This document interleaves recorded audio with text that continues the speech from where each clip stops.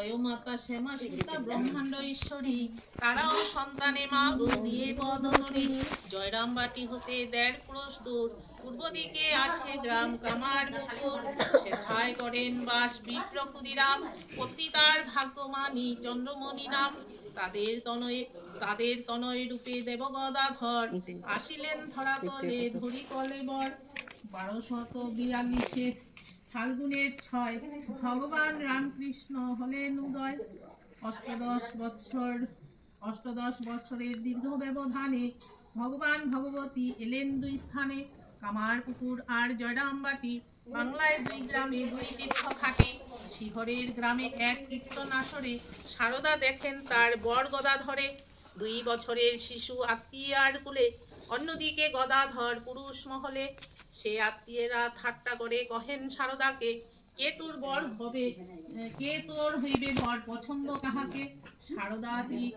সারদা তিলেক মাত্র দ্বিধা না করিয়া দেখালেন গদাধরে আঙ্গুল দিয়া। সচেতনে না হইলেন সেই শুভক্ষণে, কমলা বরণ করে নেন নারায়ণে। বছর 3 পর বিধির নির্দেশে দুজনের দ্বিতীয় দেখা বরবধূ বেশে। রয়েছে দক্ষিণেশ্বরে কালীর মন্দিরে, গদাধর পূজারী মা ভবতারিণীর গর্ভধারিণী ডাকে দীর্ঘদিন পরে এলেন তাহার কাছে কামারপুকুরে। চন্দ্রমণি রয়েছেন মনে আশা করি, গদাধর বিয়ে করেন সংসারী। পুত্র রামেশ্বর ডাকি বলিলেন নিভিতে, পড়শিরা বলে গদায়ের বিয়ে দিতে। তুই খুঁজে দেখ পাত্রী মিলবে কোথায়। রামেশ্বর রাজি হলেন মায়ের কথায়। অনেক সন্ধান হলো মনের মতো, যোগ্য পাত্রী মিলিল না, সমস্যা ভীষণ। যেখানে পছন্দ মেয়ে পণ বেশি চায়, গরিবের পক্ষে তাহা হয়ে পড়ে দায়। রামেশ্বর চন্দ্রমণি ভাবছেন বসে, গদাধর আসি সেথা কহিলেন হেসে, তোমরা অমন করে ভাবিতেছ মিছে। তা মানে তোমরা ভাববো না, আমার ঠিক করা আছে।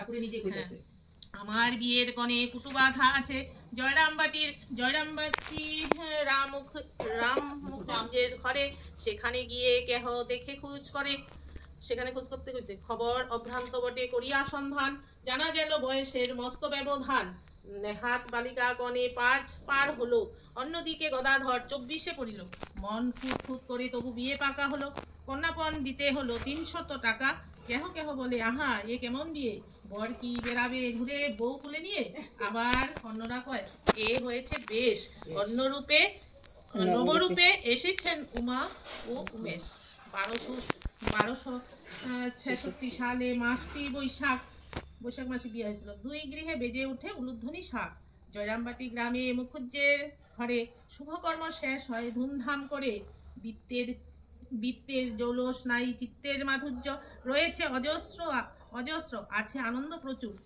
মানে বহুত আনন্দ হয়েছে ঠাকুরের বিয়ায়। তবে এত খুঁত জাগে অনেকের মনে, তাও তো অনেকের মনে খুঁত জাগছে, বুঝছো? বরের মঙ্গলসূত্র পড়েছে আগুনে, বুঝছো? বরের মঙ্গলসূত্র পড়েছে আগুনে ঠাকুরের বিয়ার সময়। গদাধর কহিলেন, অশুভ এ নয়, অবিদ্যার বন্ধন এতে পুরে হলো ক্ষয়। বুঝছো? পুড়ে গেলে তো আমরা মনের খারাপ জিনিস ভাবি, ঠাকুর কইছে না, অবিদ্যা পুড়ে গেল। পরদিন অপরাহ্নে পরন্ত বেলায় বর বধূ নিয়ে গৃহে ফিরে যায়। পুত্রবধূ পেয়ে হরষিত মন চন্দ্রমণি উভয়ে করেন বরণ। স্ত্রীর আচার বউ ভাত ফুলসজ্জা সব একে একে শেষ হয়ে থামিল উৎসব। ঘর আলো করা বউ আসিয়াছে ঘরে, চন্দ্রার হৃদয়ে বুঝি আনন্দ না ধরে। আহা কি সুখের দিন, তবু মনে কণ্টক আঘাত যেন লাগে ক্ষণে ক্ষণে। ধার করা গহনা কনাকে সাজায় বিয়ে হলো এবে দিতে হবে তাতে ফিরাইয়ে, এই নিয়ম প্রচলিত দরিদ্র সমাজে।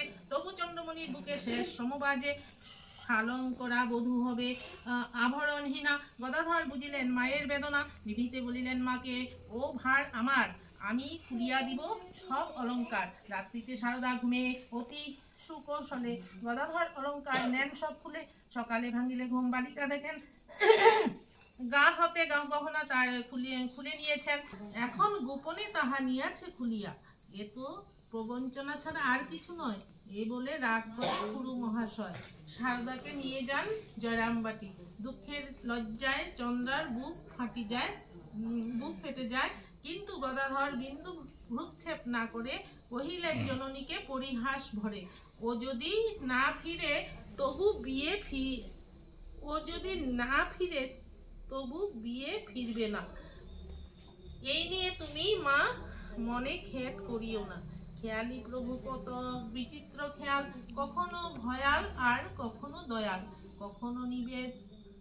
কখনো নিবেনকারী নিরদয় হয়ে, কখনো দিবেন তার বাড়া ফিরাইয়ে। পরে প্রভু রামকৃষ্ণ আপনি যাচিয়া শ্রীমাকে গহনা কিছু দেন গড়াইয়া। শ্রীমাকে ঠাকুর গহনা দিছে। মাহিনা বাদন মাসেতে 60 টাকা করে, 60 টাকা মাসে বেতন পাইতো না ঠাকুর মায়ের পূজা করে। জমা হতে ঠাকুরের বাক্সের ভিতর, সে টাকায় সারদাকে তাবিজ 2 ছড়া আর ডায়মন্ড কাটা বালা 1 জোড়া।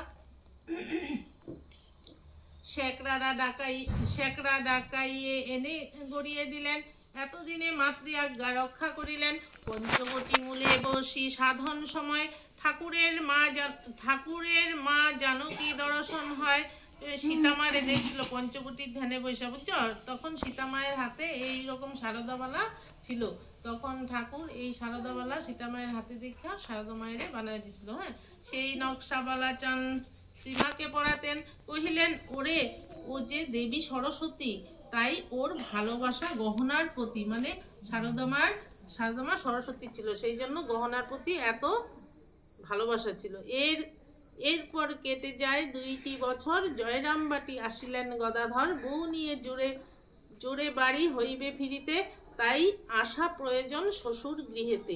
শারদা বালিকা কহে দেয়নি বলিয়া, নিজেই স্বামীর পদে দেন ধোয়াইয়া। নিজেই স্বামীর মানে ঠাকুরের পাও ধোয়া দিছে। তারপর হাঁটু গেড়ে বসি নিচু হয়ে, কেশপাশে সিক্ত পদ দিলেন মুছাইয়ে। পরে পাখা হাতে নিয়ে করেন বিজন, আহা কি অপূর্ব পতি সেবা, পতি দেবতার পূজন। বৈকুণ্ঠে সেবন রমা, বৈকুণ্ঠ ঈশ্বরে সেবেন শারদায় ইথা স্বামী গদাধরে। শারদা চরিত কথা চন্দ্রমা কিরণ, তমহরে স্নিগ্ধ করে তিতাপদহন। জয় মা।